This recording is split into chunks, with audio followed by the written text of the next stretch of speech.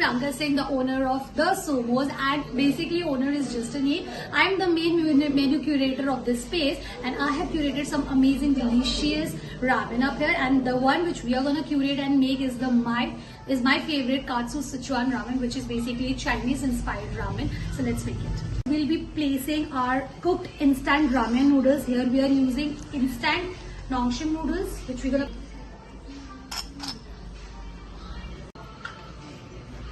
After placing the noodles, just simply place an egg boiled, 2 pieces of nori sheet between, chili flakes in between, the chili crispies, and then simply drizzle the ramen with the chili oil.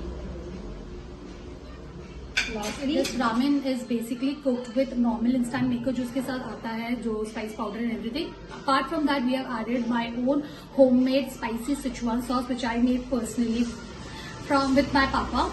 So I have infused the ramen soup with that. So our Chinese inspired Sichuan sauce, which has been infused in the ramen broth. As we all know that Sichuan gives this numbness, spicy to the flavors, to the taste buds. So isko ye kha ke whether you will feel spicy, but there will be a numb spicy taste.